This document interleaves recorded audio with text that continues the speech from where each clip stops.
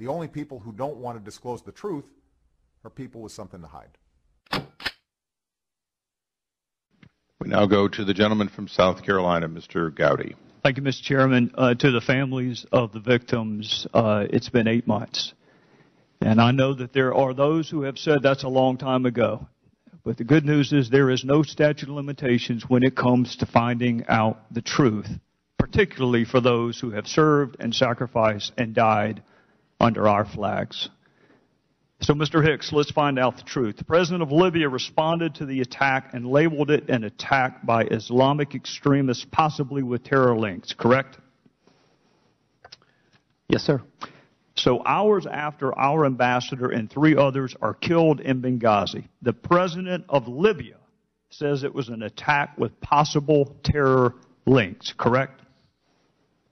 Yes, sir, that's what I recall. Did the president of Libya ever mention a spontaneous protest related to a video? No, sir.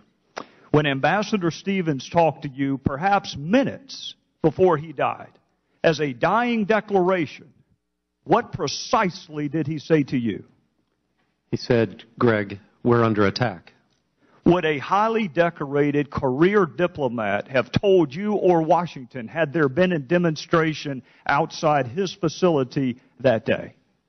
Yes, sir, he would have. Did he mention one word about a protest or a demonstration? No, sir, he did not. So fast forward, Mr. Hicks, to the Sunday talk shows and Ambassador Susan Rice. She blamed this attack on a video. In fact, she did it 5 different times. What was your reaction to that? I was stunned. My jaw dropped. And I was embarrassed. Did she talk to you before she went on the 5 Sunday talk shows? No, sir. You were the highest ranking official in Libya at the time, correct? Yes, sir. And she did not bother to have a conversation with you before she went on national television? No, sir. So Ambassador Rice directly contradicts the evidence on the ground in Libya. She directly contradicts the president of Libya. She directly contradicts the last statement uttered by Ambassador Stevens. Mr. Hicks, who is Beth Jones? Beth Jones is the Acting Assistant Secretary for Near Eastern Affairs at the State Department. I want to read an excerpt from an email she sent, and you were copied on it. And by the way, Mr. Chairman, for our colleagues who like to trumpet bipartisanship, this would be a wonderful opportunity to demonstrate it. Some of these emails, even though they're not classified, have not been released, Mr. Chairman, including the one that I'm going to read from.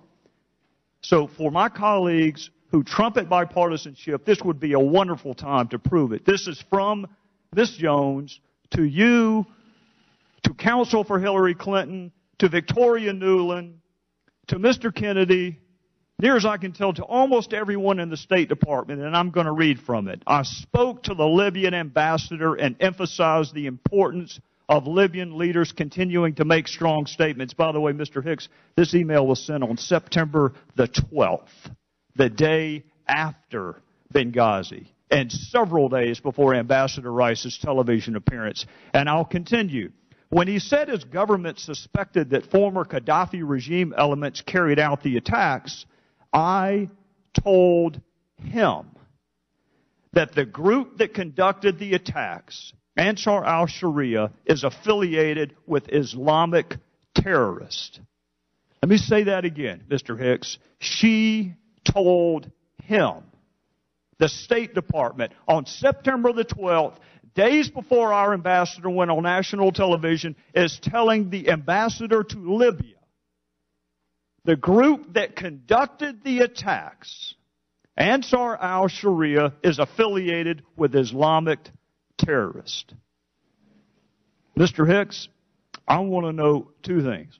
Number one, why in the world would Susan Rice go on 5 Sunday talk shows and perpetuate a demonstrably false narrative?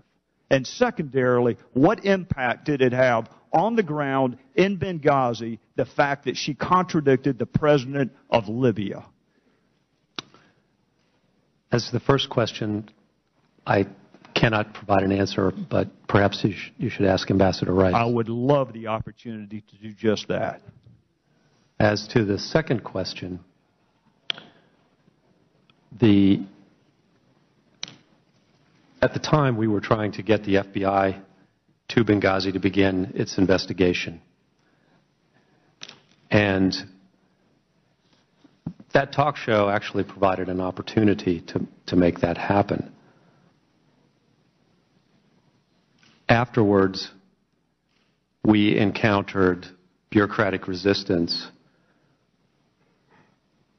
for a long period from the Libyans. The Libyan government at this time is not very deep. President, Prime Minister, Deputy Prime Ministers, ministers, all capable people. Some vice ministers as well.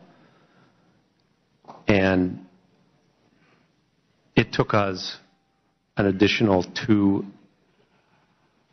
my math's not very fast these days, maybe 18 days to get the FBI team to Benghazi.